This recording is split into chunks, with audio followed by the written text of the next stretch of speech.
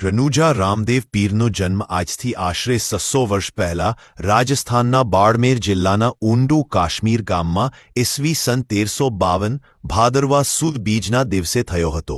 તેમની માતાનું નામ મીનળ દેવી અને પિતાનું નામ અજમલ રાય હતું.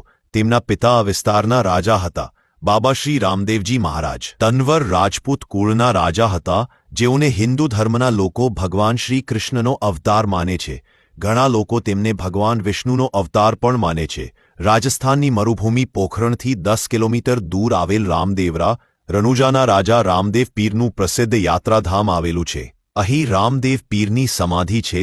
રાજસ્થાન સમગ્ર ભારત અને વિદેશોમાં પણ રામદેવ પીરને કૃષ્ણ નકલંગજી કે કલ્કી અવતાર માનનાર અનેક ભક્તો છે. આજે પણ લાખોની સંખ્યામાં શ્રદ્ધાળુઓ ભક્તો તેમના મંદિરોમાં દર્શનાર્થે આવે છે.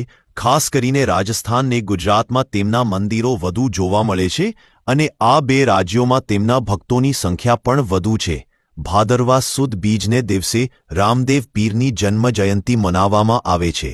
ઇતિહાસમાં તેના પુરાવાઓ છે કે મક્કાથી 5 મુસ્લિમ પીર બાબા રામદેવ પીરની ખ્યાતિ સાંભળી તેમની પરીક્ષા કરવા આવ્યા હતા.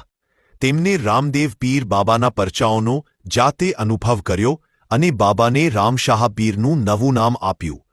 ત્યારથી મુસ્લિમ લોકો પણ બાબા રામદેવ પીરને એ જ માન અને આદરથી પ્રભુપદે ગણે છે. બાબા રામદેવ પીરના કાળ દરમિયાન તેમની ખ્યાતિની સુવાસ ચારેકોર વાયુવેગે ફેલી હતી.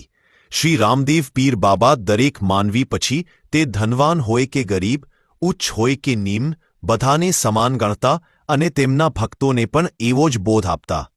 તેમના આ પૃથ્વી પરના નિયત કાર્યને અંતે બાબા શ્રી રામદેવ પીર મહારાજે 1459માં સમાધિ લીધી હતી. તે સમયે તેમની ઉંમર 42 વર્ષની હતી. બિકાનેરના મહારાજ ગંગાસિંઘે 1931માં તેમની સમાધિની ઉપર મંદિર બંધાવ્યું હતું. બાબાના ભક્તો રામદેવ પીરને ચોખા, શ્રીફળ, ચૂરમું, ગુગળ ધૂપ અને કપડના ગોળા ચડાવે છે. તેમની સમાધિ રાજસ્થાનના રામદેવરા પાસે આવેલી છે. રાજસ્થાનના પોકરણગઢના રાજવી અજમલજીને આપેલું વચન નિભાવવા અને ધર્મની સ્થાપના કરવા ભગવાન પધાર્યા. વિરમદેવના જન્મ બાદ બરાબર 1 માસે પોતે દિવ્ય હોવાની, ભગવાન હોવાની નિશાની રૂપે કુમકુમ પગલાં પાડ્યા. તેથી તેમનું નામ રામદેવજી રાખ્યું હતું.